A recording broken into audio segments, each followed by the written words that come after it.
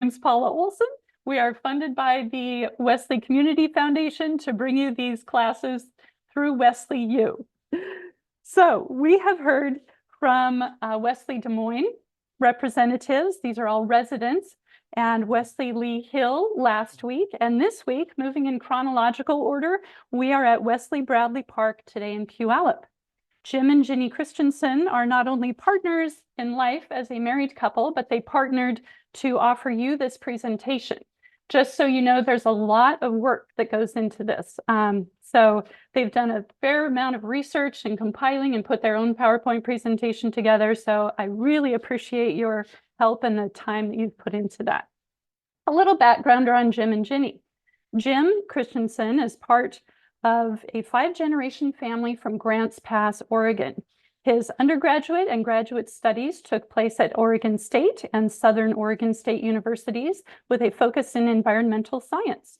He culminated a 30-year teaching career in the year 2000. His teaching career focused mainly on STEM, science, technology, engineering, and math, to middle school students. Since retiring, he's focused on giving back to his communities by serving as a volunteer in environmental education programs. He also has volunteered at the Lawrence Hall of Science at UC Berkeley, Pacific Science Center in Seattle, Discovery Park in Seattle, and he's helped establish the Harbor Wild Watch in Gig Harbor.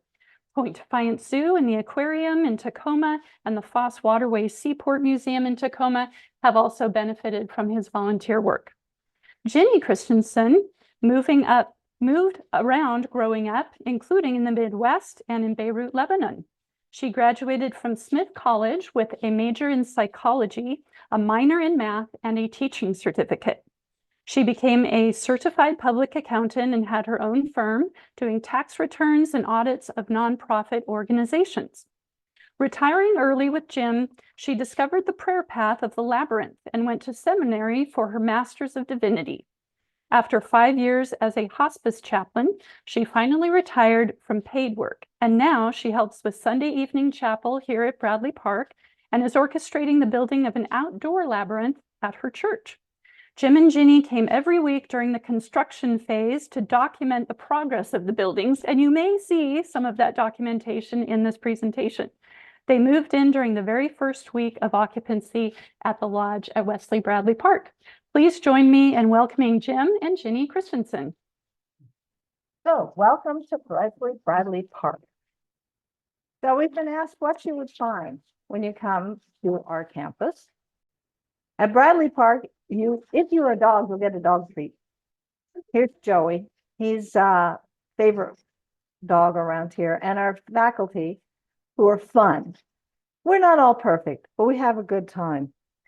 You will find high ceilings, open spaces, music on Fridays, and spontaneous dancing. So one of our multi-use spaces, our biggest, we have the event center and the chapel, which together open up into one very large space. Here we are at our 5-year anniversary. The library started out with our own donations, which we gave and were stored for quite a long time before we actually moved in. And we had, well, as many boxes as would fit in, but clearly we had to choose only some of the books.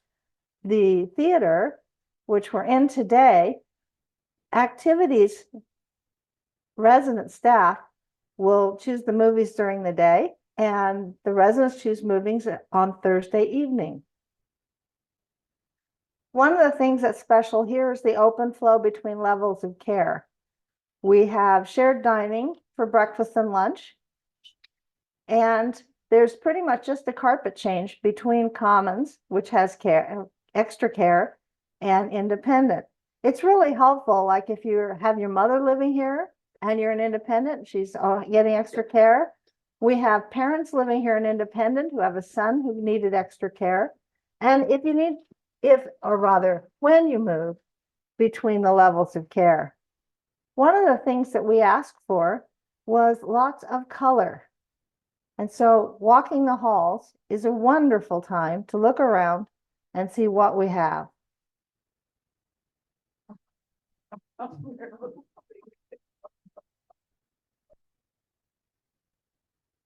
good. We've got to make input on decorating our lounge. And you can tell that the yacht club had something to do with that, as well as the wall of honor. We have Parkinson exercise and support groups. Chelsea's our exercise person, and the foundation paid for her to get extra training so that she would know how to work with them. Sewing for Nonprofits happens on Thursdays. Notice the things that they have made and the resident art on the walls. We're resourceful. We built our own garden boxes during COVID using donations. We had donations from a company that one of the residents owns, from the foundation, and we also got a grant for the dirt. Soil, excuse me. Some of the other campuses have a place to sell things. We don't. It's only 15 acres, a little bit tight. So my friend Margaret McCormick, a neighbor, asked me, well, why don't we have a garage sale? We don't have a garage. It wasn't a sale. It's all donations. And we've been raising money for activities that way. One of our favorite activities is a yacht club. The marketing team did this video.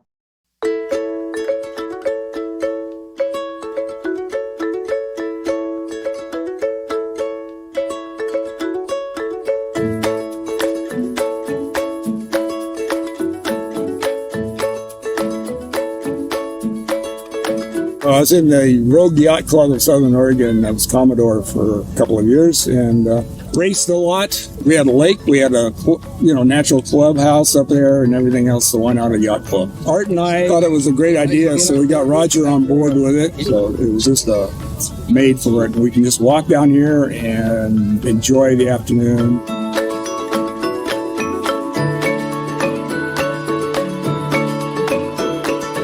All of the ones that we have out here are handmade. They're made from a wooden kit. We had to cut out the pieces and glue them all together and paint them and sail them. And they love coming here. And we love coming watching. They're racing their boats. This is a perfect day. Well, Phil sank a boat out here. You guys are so much fun to be with, no matter what goes wrong. But the best ships are friendships, and may they always be.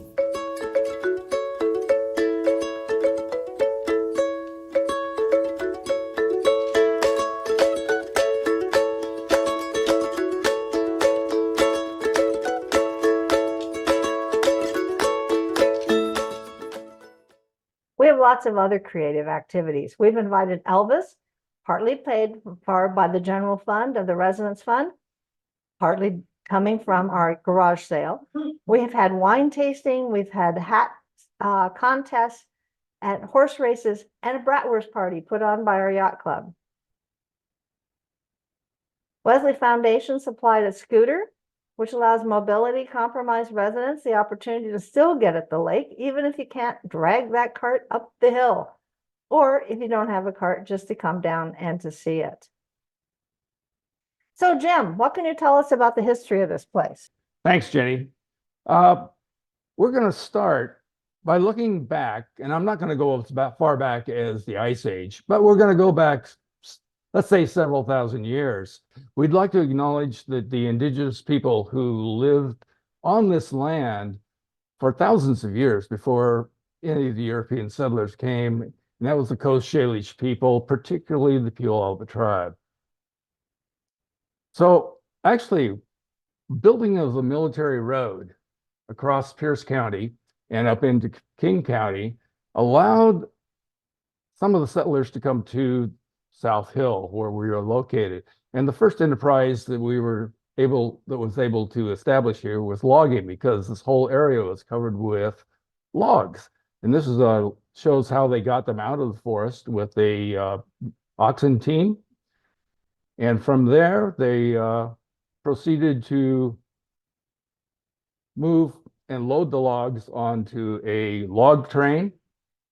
And this is usually drawn by either oxen or horses.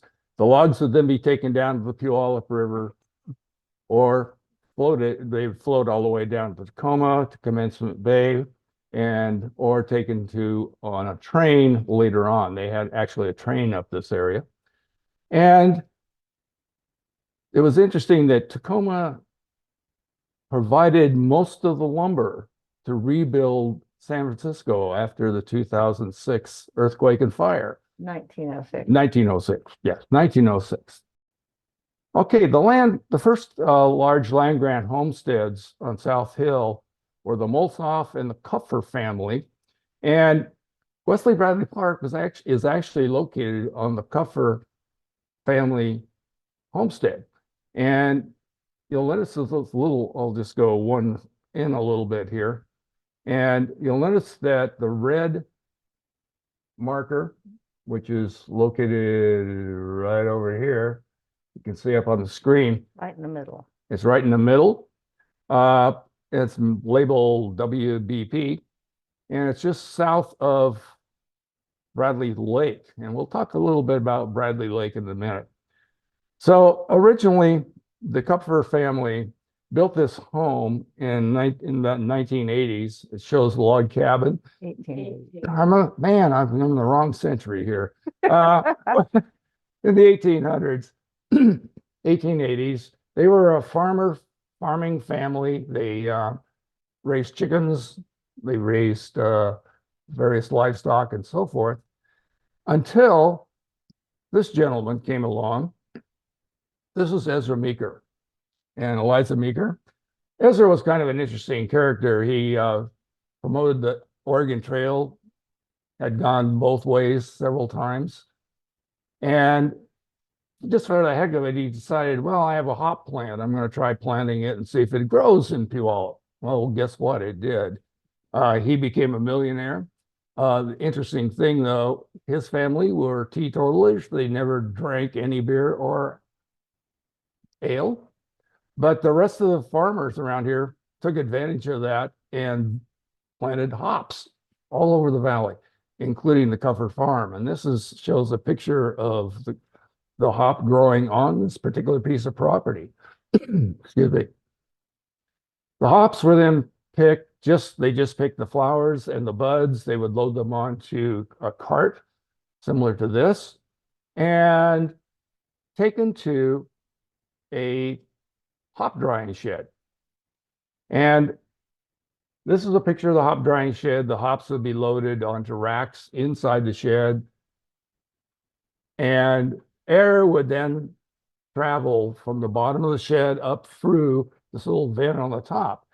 And this hop shed became part of the architectural part of Wesley Bradley Park.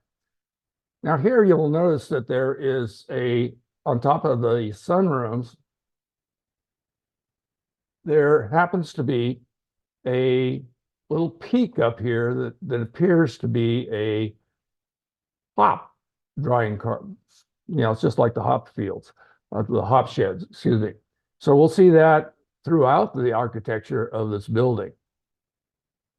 But then in 1891, the hops became infested by hop lice. Now, and it totally devastated the whole hop production in the valley. So the farmers had to turn to something else. So they turned to berry picking. And they raised blueberries, raspberries, boysenberries, strawberries. It became a very lucrative crop. And this shows them in 1917. By the way, the Kupfer farm also had berries.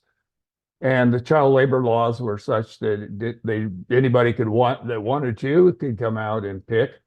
And this shows some kids at a berry co-op getting their cards punched for the number of trays that they brought in. And they would then turn that card in and get paid for it. They also grew flowers. They found out that tulips and daffodils were a very good cash crop. So they continue to grow tulips and flowers around here. And the Kupfer farm also had some. And also this is kind of a throwback too. You can see some of the 1800 hop drying kilns there in the back. This happens to be Cuffer's Corner. And if we were to look at this, we would see that this is the corner of Meridian, which runs from left to right, which is the main north-south corridor through South Hill. And it's at the intersection of 39th, which happens to be 112th at this particular time in the 1940s. So where Wesley Bradley Park was located is in the upper right-hand corner of this picture, and we'll get to that in a minute. Interesting corner, though. The Cuffers established a gas station, and it's on the north side of 112th there. No, excuse me, the south side. The north side had a little market, and next to the gas station, we had a tavern, and behind the tavern was a dance hall. And if you were a woman, it was 25 cents to get into the dance hall. And if you were a man, it was 75. So, okay, if we were going to look at it today, this is what it would look like. The spots marked in yellow, the ones going left to right or right to left, is Meridian. And the yellow line going from the upper right-hand corner down to the center is 39th Avenue. And Wesley Bradley Park is located up in the picture, up in the upper right-hand corner. And Bradley Lake is also mentioned there.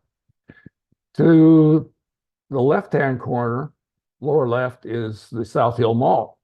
So you can see how much that has been taken over by commercial things. And this was mainly caused by the completion of the Highway 512 in 1973.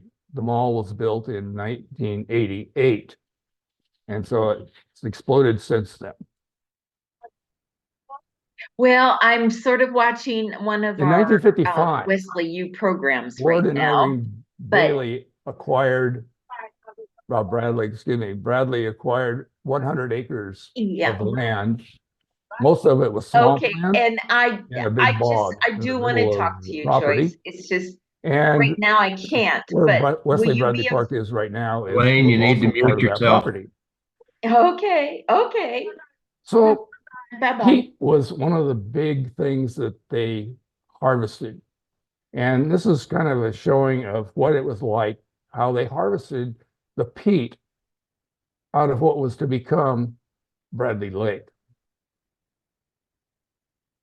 Okay, you'll notice a big crane will throw this out and drag this bucket through the peat, gathering it up.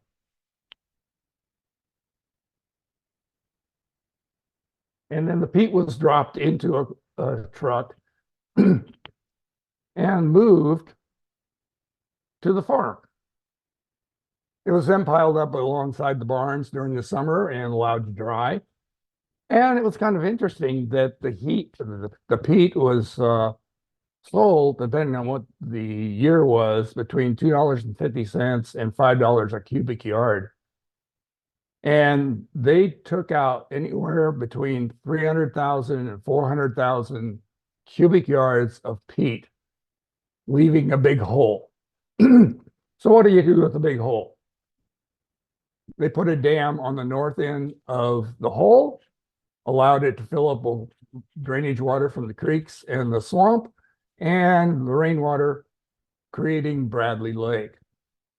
And Bradley Lake was then, the area around Bradley Lake was purchased in 1997 by the city of Puyallup and made into probably one of the best parks in Puyallup. And it has a walking trail all the way around the lake that's paved. Also some good fishing. It also has a playground and many picnic areas. Very much enjoyed by the residents of Bradley. So we asked Kevin Anderson to give us a little history on the land of Wesley Bradley Park itself and why this property was so unique. So this is what Kevin had to say. Wesley had been interested in finding a piece of property in the Puyallup area because we knew there was a need, and then also we knew there was a need for a full continuum of care in Puyallup, because that wasn't that. And so back in about 2010, 2009, somewhere right in there, we started to look for land because the Great Recession was going on, and we also had bought Renton's property at the time because it was in a bank default, and so it was discounted heavily.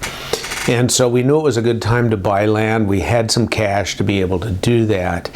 And so we had a real estate agent who had been working with us both on Renton and Puyallup, and so they came across this property that was in bankruptcy and in the courts because it was owned by a company, a retirement community. They were going to build a retirement community on this property, and they went bankrupt, and so they had 26 investors.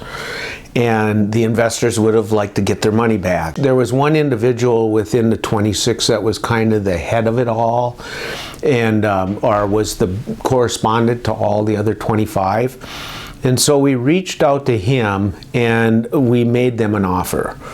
And the offer was, we will make you whole. But he agreed. He took it to the other 25 individuals. They all agreed to do that. The property was 15 acres and it had wetlands on it, as it does today. And in fact, we had to move. There was a kind of a wetland area in the center of the property, and we had to do some things to get that moved to a different part of the property so we could use the center.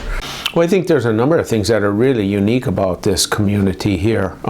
One is the access to Bradley Park, which is probably the nicest park in all of Puyallup. I think that was very unique to this piece of property. The other thing that makes this property so desirable for a retirement community is the proximity to the mall. And then it was on a bus line. And so when we look at these things, we look, okay, how close are they to, those kind of things, those amenities, and then we rank them, and this was a 10 out of a 10 property. Okay, Jenny, can you tell us maybe the best thing about Wesley Bradley Park? So the best thing about Bradley Park is the people. A lot of us will say that when we're asked. So how did this come about? That becomes the next question. And we asked Carrie Burley and Mary Coley how this worked. Well, I do remember that it was 2012 when I got a phone call from Kevin Anderson from Des Moines. And he said, I know this a little soon after the death of your daughter, but I am thinking that we want to gather some people in Puyallup and start talking about the possibility of bringing Wesley to Puyallup. And would you be willing to be in on this conversation? And I said yes, and really thinking ahead that this would probably be something that I would want to be a part of. What really gets me started was Carrie Boulay and Pat Carney, I think, but Carrie urged me to go on a tour of Lee Hill. And I didn't really know anything about Wesley. I knew there was something at Des Moines, but I didn't really know. So it was just a month before my husband died. But the timing was perfect because I learned about the Wesley concept.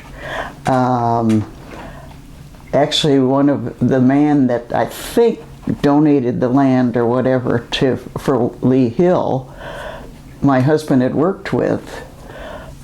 So I came home telling him all sorts of stories about it.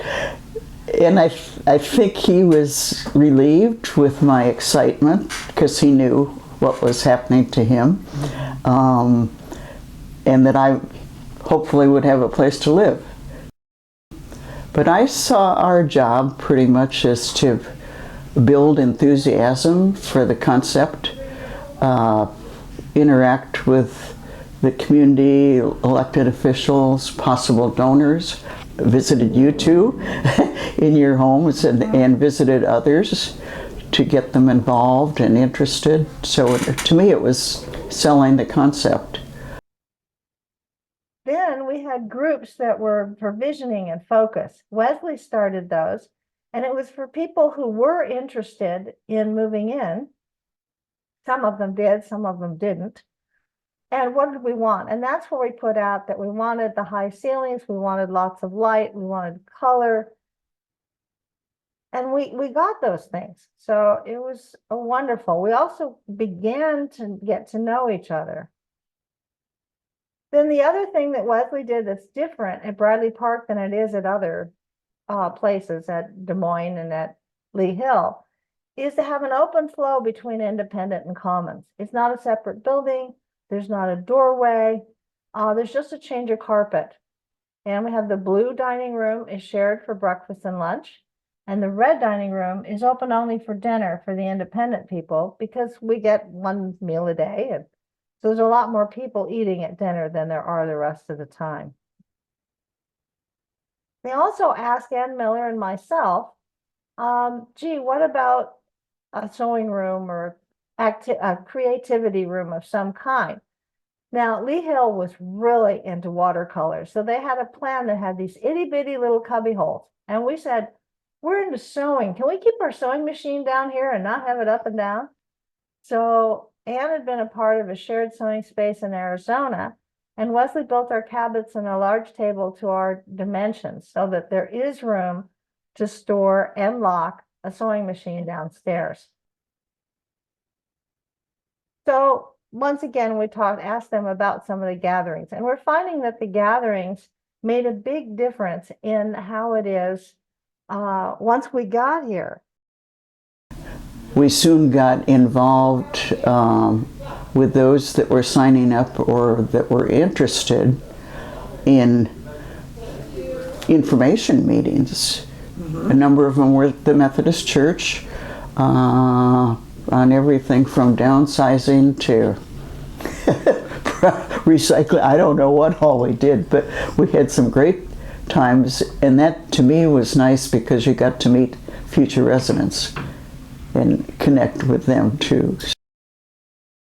Wesley had a couple of restaurant gatherings, like at Shenanigans, for a Christmas party. And so there had been quite a bit of camaraderie even before we moved here. But it was kind of like we handpicked all the friendliest people in Puyallup. The groundbreaking was in 2017. Larry was with us then. We miss him. And each of us got a picture of us with a shovel, even though it was even inside for groundbreaking. And then, well, I had over 100 different varieties of irises, and we were going to sell our house and rent for a year before we moved in. So I wanted other people who were going to move in and live here get to see my irises. So I said, well, how about if they all come over for a potluck? Then we don't have to worry how many people. And Wesley sent out the invitations. Marilyn liked the idea, so we went to her house twice in the course of getting us ready to move in here. Well, back in 2012, this is what the pre-construction land looked like. Mostly it was wetlands, and it also had trees all over it. Then back in 2017, this would happen to be February, looked like something was about to happen. We ended up with this little tag on a tree. And what I'm going to do now, we'll attempt to show a video. This is a compilation from beginning to in 2017 till when the lodge and brownstones opened.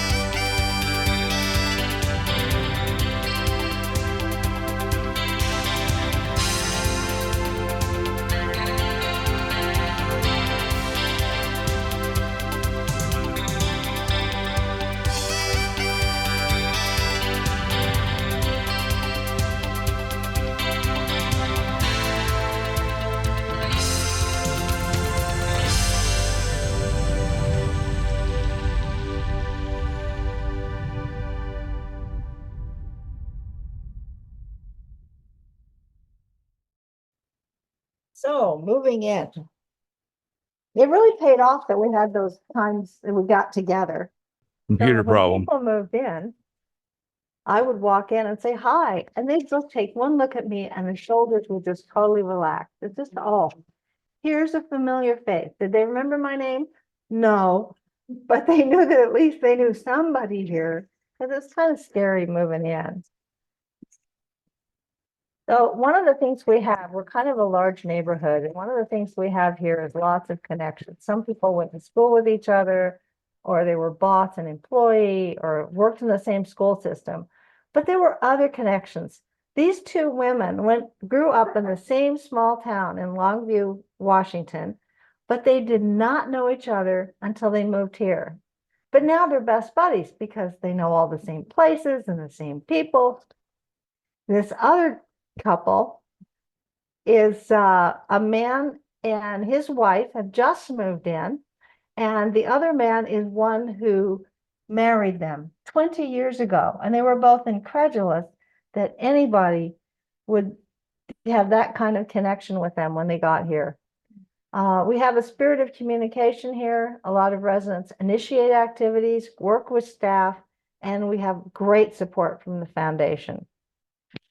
We have a lot of activities across levels of care. The memory care comes to all the music things. We have a great time together. We have a Commons Advocacy Committee, which is a group of independent residents and staff who help make sure that the people who need more care get what they need.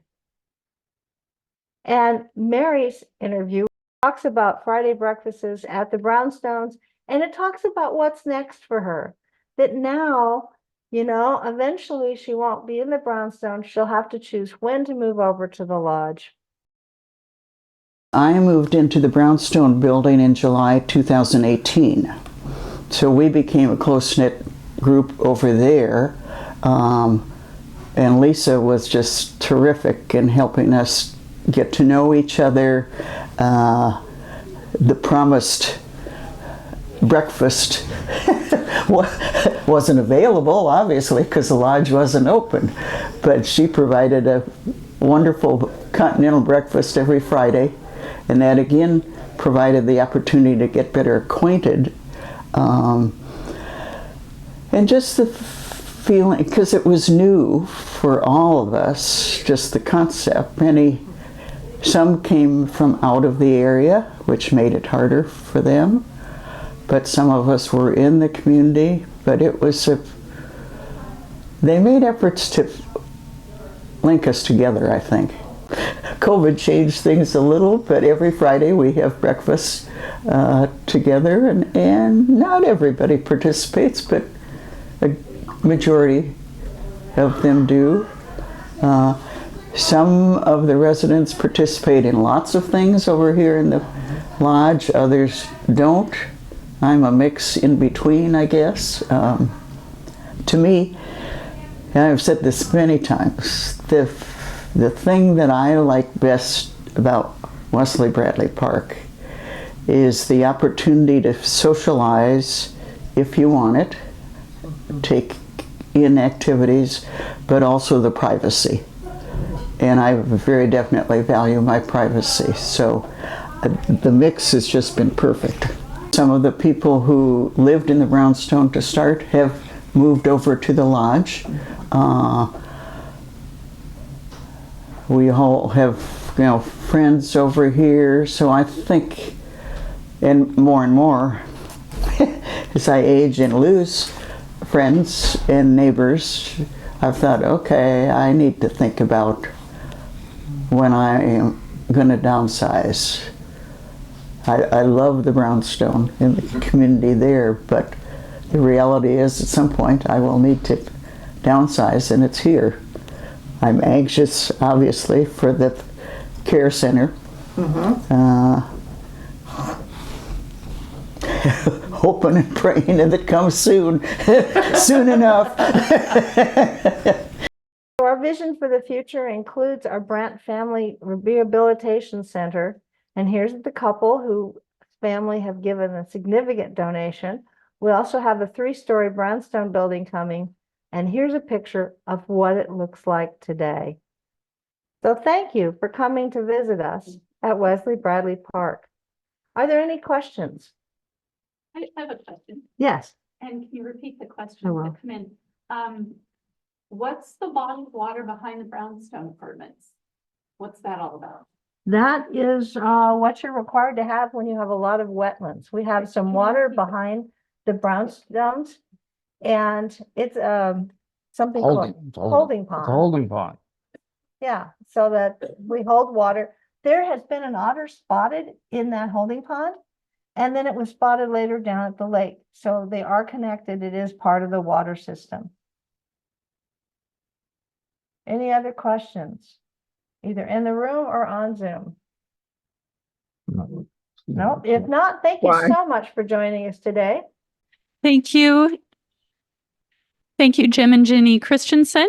And thank you all for your participation. I'll talk to Jim and Ginny about possibly getting the slides and those interviews available so that if you have registered, you'll get a link not only to the Zoom recording, but I'll send something out that will hopefully allow you to view some of the things that we weren't able to because of some of the buffering that happened. So again, let's thank Jim and Ginny Christensen for this tour through the history of Wesley Bradley Park.